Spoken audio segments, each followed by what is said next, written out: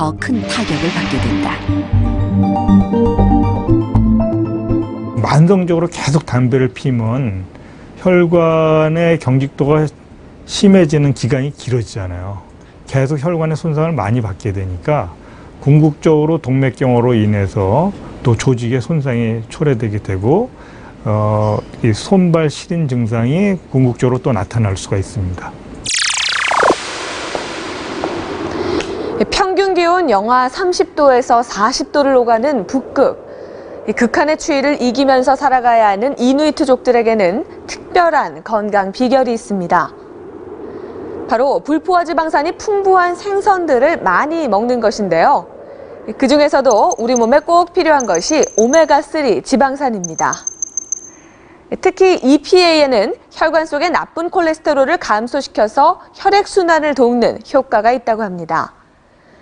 추운 겨울이면 고통이 더 커지는 수족냉증 환자들의 귀가 솔깃해질 정보죠. 그런데 수족냉증이 혈관 질환은 물론이고 또 다른 질병의 위험 신호라는 사실 알고 계십니까?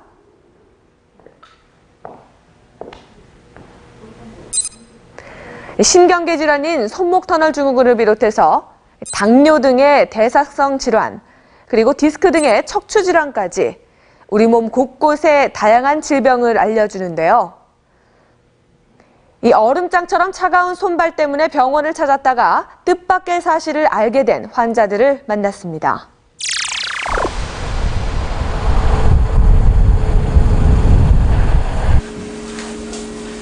점심 식사를 준비하고 있는 기춘덕 씨. 그런데 냉장고로 가는 그녀의 모습이 예사롭지 않다. 면장갑 위에 위생장갑까지 끼고서야 냉장고의 반찬들을 꺼내는데 시린 손 때문에 장갑 없이는 집안일은 엄두도 내지 못한다. 노랗게 되었다가 나중에 노란 것이 파랗게 이렇게 변하니까 그러면서 이제 파랗게 되면 이제 손이 아리기 시작해요. 그러면 이제 그 통증을 이제 말로는 못하죠. 그래서 장갑 끼고 하고 웬만하면 이렇게 차갑게 안 하려고 손 차가운 거 다 만들면서 냉장고 장갑 끼고 하는 거죠. 면장갑에 고무장갑을 끼는 기춘덕 씨. 설거지를 할 때면 항상 물 온도를 최대한 뜨겁게 올린다. 웬만한 사람은 뜨거워서 손도 대지 못할 온도. 정말 괜찮은 걸까? 찬물에 대면 손이 아리고 저리기 때문에 뜨거운 물을 사용할 수밖에 없어요. 뜨거운 거 이렇게 대도 손이 아파요. 어떨 때는. 지금도 아프긴 하거든요. 이렇게 조금씩. 설거지를 했을 뿐인데 손이 노랗다. 그리고 어김없이 찾아오는 통증. 어느 작가가 이게 그 고통 때문에 만가지 고통 때문에 죽었다는 걸 제가 이해를 할 정도로 그런 통증이 심했으니까 어떻게든 이 통증을 참느라고 이렇게 이를 악물어가지고 이 턱관절이 이렇게 좀 삐뚤어져가지고 턱관절 물리치료를 받고 이제 턱관절이 내려앉았다고 해가지고 그 치료를 받았어요.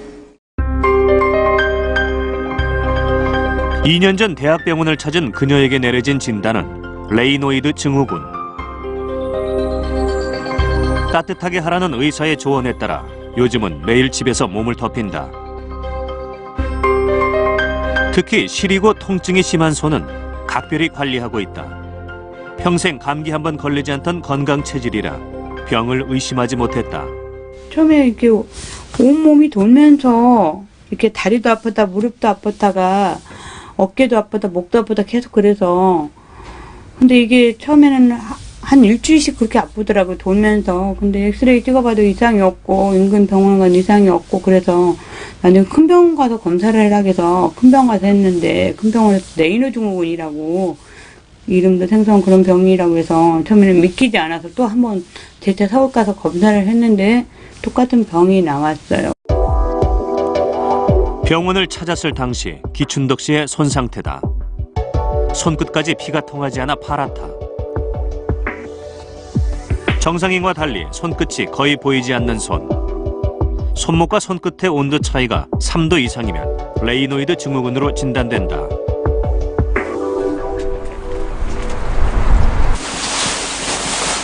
레이노이드 증후군 진단을 받은 뒤로 겨울에는 바깥 출입을 하지 않던 기춘덕 씨가 외출 준비를 한다.